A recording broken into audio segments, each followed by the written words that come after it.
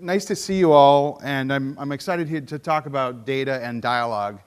We've been doing work with SaaS companies for a really long time, going on 9 years, talking to thousands of buyers about why they make decisions to buy a new product, invest in a new service, or cancel a subscription, renew a subscription, buy up, buy down. We've studied every kind of buyer decision you can imagine, and many of them for dozens of clients. And so now we're in this really interesting phase at Eigenworks where, this idea from Malcolm Gladwell, that the idea of 10,000 hours. We've had about 10 or 20,000 hours doing this now. And it's just crystallized in some awesome ways that I'm really excited to share with you all. I've been starting to tell this story over the last couple of years. This is my 5th year at Pulse, my 3rd year speaking at Pulse, and it's always a great conference. But this year it's almost like we're just kind of taking what we're trying to share to the next level on data and dialogue. So I'm going to talk to you today about 3 distinct kinds of churn. Okay, green churn, failure to thrive, and sudden change. Because I really, having studied a lot of SaaS businesses, have found that the word churn is just sort of generally used. But we've isolated these 3 specific kinds of scenarios. So let's start with green churn. So this is actually an actual usage graph from an actual client who shared it with us, totally anonymized, and of course it's something like what you've probably seen, where things looked healthy. And yet, all of a sudden, usage dived, and then they got the notice to cancel, and then they called us to interview their buyer to figure out what happened. Of course, leading up to that point, they had a green health score. This is a screenshot from their Gainsight implementation. They were measuring usage, everything was going along just fine, and then all of a sudden, it canceled. They got this cancellation. Has this happened to anybody? Okay, a few people have experienced green churn. So, of course, when that happens, everyone just calmly asks, right? It's just a really rational discussion. Okay, they canceled, let's find out what happened. More often than not, it's a little more hair on fire than that. It's like, wait a second, what's going wrong? Particularly if we're seeing a pattern like this, where we think the customer was healthy, and then all of a sudden they churn. And so, what's going on here? There are many things that could cause this, but the question you need to ask as customer success people, and really as people concerned with your company's revenue, is what happened. And we're going to talk about examining that. And the problem with green churn is that you are instrumenting for the wrong things. You're measuring the wrong things. Because if you were measuring the right things, right, that health score would have been red or orange, and you would have intervened in some way. You would have called that customer before it was too late. The problem is, once you call me, it's too late, right? All you can do is go back and learn how to not do that again in the future. Second kind of churn is called failure to thrive. So these are customers who, they buy. Sales like won the deal. But then, regardless of what you try to do, you never quite get this customer off the ground. We call that failure to thrive. The third type of churn is called sudden change. And so this is actually, everything was fine for a period of time, but then all of a sudden something changes. And when you try to go in and figure out what is going wrong, it can be, again, kind of too late. So, why do these things happen to us? These making sense? Are you guys identifying with these? Okay, lots of nodding heads. Okay. So what's going on here? We've got 3 types of churn. The problem is that, the product issues are really obvious. The things that people complain about are really obvious. But often the problems are deeper, and they involve 4 different kinds of things. We're going to start talking about them. The first kind of problem is ineffective handoff from sales. We can have problems with onboarding. We can have misleading health scores, okay, and we could be actually trying to service the wrong customer. And so what I want to tell you about today is how to get beyond looking at just data and metrics and health scores and try to get into a dialogue with the customer. So there are two fundamental concepts that I want to introduce. First of all, who's heard of Joseph Campbell? We've adopted the hero myth from Joseph Campbell to describe the journey of your buyers, okay? And a lot of you are doing journey mapping and so on, but what those journey maps often miss is what is the heroic aspect of the journey of your buyer? Like some journeys are just, a walk in the park, right? But what we need to focus on here is what is the really big thing that your customer needs to accomplish. And we describe that. Joseph Campbell talked about the quest.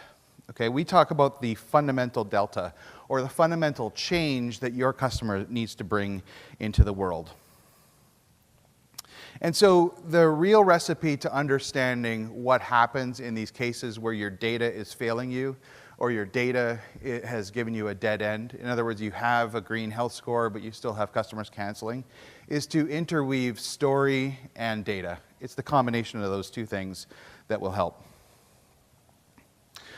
Incidentally, we have a toolkit that will help with some of these things. There are two different kinds of tools. There's the buyer profile, and I'm going to go through a little bit about that right now, as well as the dialogue map. And if you go to our website, Hero-Toolkit, you can download that. We have a link at the end of the talk. Okay, so let's talk about buyer as hero profiling. So a lot of us talk about journeying, but here we're going to talk about the hero's journey. So Joseph Campbell was a cultural anthropologist. He studied indigenous myths from around the world, brought them together, synthesized them, and said, here are fundamental parts of the human story. And how many of you have, when you're about to start a new job, said, that's a new adventure. I'm off on a new quest. I'm going to learn a new thing. I'm going to do this thing. I'm going to take this next step in my journey. That can be thought of as a hero's journey. You had a call, you accepted it, you actually go into a road of trials, you have allies, you have foes, you have people who are supporting you, those who don't. Sometimes you have magical moments where things just happen. If you think about the journeys that you've been on, you can see these elements there. And the message here is that your customers are all undergoing a same kind of journey. They're not buying a tool from you or a SaaS product from you. They're not signing up for a monthly subscription, right? They're trying to bring some kind of fundamental change into their world. And if you can make all of your dialogues with them about that, and if you can make your health score relate to that, if you can have all of your QBRs and check-ins relate to the fundamental delta or fundamental change that they are trying to achieve, everything will become more productive. And so we've translated Joseph Campbell's hero's journey into a buyer's journey. So we talk about what is the quest that they're on, who are their allies, who are their foes, what are the barriers that they're coming up against.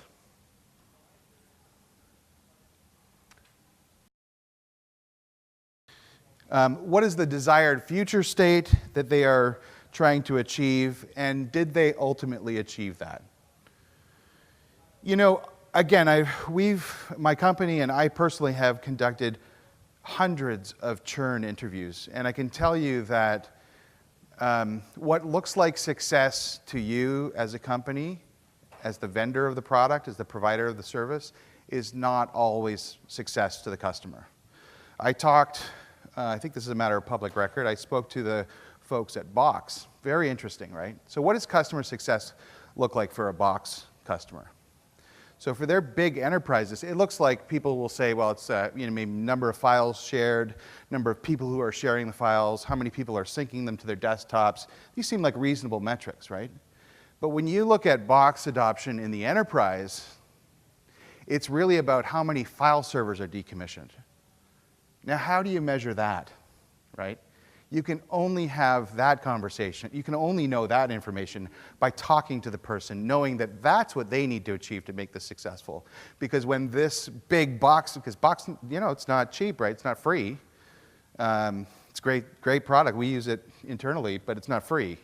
So it has to be offset by a cost savings, and so they need to have that conversation. And so how do we have that conversation? And I'd like to tell you about the dialogue tool that we use when we conduct churn interviews, also win-loss interviews, also customer success conversations, also stuck deal conversations.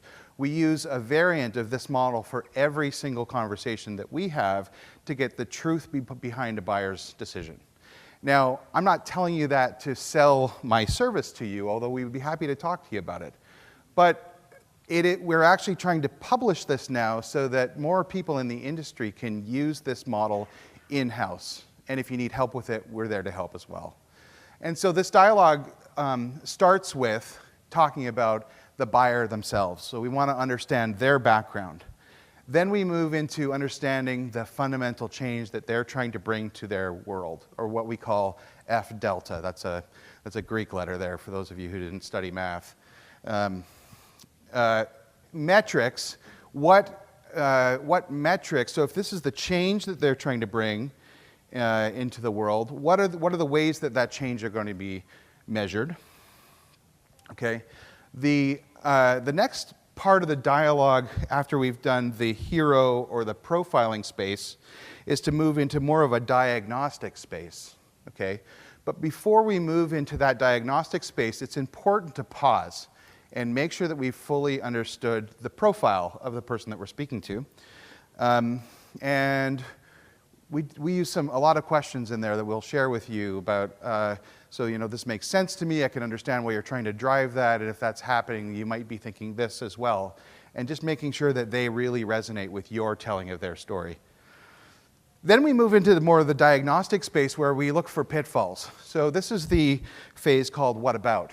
So, you told me that you're going to implement this in 6 weeks, and this is really important because your next monthly review or your next quarterly review is going to be based on the success of this project. What about other projects that you're working on? How much else is on your plate? Because this is going to require, this kind of dedication of time. What about the other things? And might those get in the way of a successful implementation? So what about is about looking for all of the potential pitfalls and barriers that your customer could run into while they're trying to implement your service. And the type of what about questions you ask vary depending on what kind of dialogue you're having, what phase of their journey. Okay, then we draw to restate, affirm, confirm that, make sure that we've got a clear understanding of that. And then we move into what if space and what we call imagination space or vision space, I sometimes call this. So this is now we said, okay, we understand who you are. We know what you need to achieve. We understand how these barriers, how you expect you might be able to handle these barriers. What if we set up weekly meetings? What if we offered this other piece of material that talks to you about how to manage your boss so that you can get enough time to do this implementation? What if we had a short presentation about the progress of this implementation in 2 weeks and run this in sprints? These are ways of looking at building collaboration with your customer. Okay? Notice how little about this dialogue is about you and your product. Right? This is about them, their journey, and the fundamental change that they're trying to achieve. Okay, so let's talk about how this could help you improve health score. So if you can understand the fundamental delta, then you can be sure that your health score, or more confident perhaps, maybe not certain, but you can always be checking about whether your health score is measuring the fundamental change that they need to bring into their world. Not whether they're using the product. Okay, we saw a product, we see lots of cases with high usage, but cancellations. Okay, not whether their whole team is using the product or sharing files or logging in or syncing or whatever. Is this change happening for them? Results. And can my health score measure that? And if you can do that, you're going to reduce the amount of green churn that you see. So this particular example we analyzed, we saw the notice to cancel, and we talked about how the health score was green just leading up to it. When we talked to that buyer, what we found out is that during the onboarding phase, there were a number of hiccups along the way, and they just weren't noticed because this customer, this vendor hadn't fully understood the fundamental change that customer was trying to bring to their world. Similarly, throughout the journey, there was a lot of dissatisfaction. This was a tool based in email, like a Chrome extension and a whole service behind it. I won't tell you the exact product, but they had. It was the kind of tool that you're using every day, no matter whether you're happy with it or you hate it. And they had a lot of people who were just unhappy with the tool. So, their metrics were good, but their satisfaction, their success was actually very low. Salespeople hated it. Okay, same thing with onboarding. How can we improve onboarding? And again, this is about having that conversation with your buyer as the first conversation you have. Now, buyers can get kind of ticked off if they've told all these things to your salespeople already, and you're re-interviewing them. So to the extent possible, you should have your salespeople have this conversation when they're having their first discovery calls with your client, or when they're moving through the buying cycle. That would be ideal, but you can't control everything, right? So, beg forgiveness, ask permission, but make sure you have that conversation, or at least those parts of it. You can start by confirming some things. I've already received this information from sales, but I'd like to do a deeper dive because now things are getting serious, and I need to know what needs to happen here in order to help you succeed. So can we have that discussion? Get permission, get consent, go for it. Speaking of sales, how do we fix the ineffective handoff from sales? I think we just talked about that, okay? So ideally, you would plant this idea of buyer as hero into the sales conversations, and that some artifacts would carry from sales, maybe in the CRM. Imagine how cool that would be. And maybe we would have menus of F deltas that our customers are trying to achieve, and we would have metrics that would be associated with them, and we would have the top 10 things, but we would be open to customers who have new ones for us to learn about. That would be pretty cool. But again, if you don't get that kind of stuff from sales, make sure you have the conversation, because pretending you don't need the conversation is not going to help. It's just going to lead to a lot of wasted time and money and dissatisfaction and negative word on the street. Finally, we might be actually dealing with the wrong customer. I mean, we see this all the time. I canceled the product because they bought it over there, and then I inherited it, and it does nothing. Like, I have no goal associated with what this product does. That's a pretty extreme case, but that kind of thing happens, and there are variants on it. So you want to make sure that if there's, in that first conversation, that you've actually got the right customer. And if not, there might be some kind of contingency there. Okay, so I had a very short time here to share a lot of information and some new concepts. I hope this has been helpful. What we've tried to do is to isolate 3 different types of churn, give you a specific dialogue tool to help you profile your customer, to encourage you to use dialogue and to gain customer stories. And it's really ideal if you can find someone in your organization who can be the keeper of the stories. They don't have to have a really sharp suit like that. They could be wearing a 90s shirt or whatever, but get somebody who's the person in your company, maybe it's you, who wants to be, in a way, the keeper of the stories, or going to say the hero of story keeping, perhaps. Okay, so there are a couple of tools, Buyer as Hero, the dialogue tool. You can download way more detail about this on our website, eigenworks.com/hero toolkit.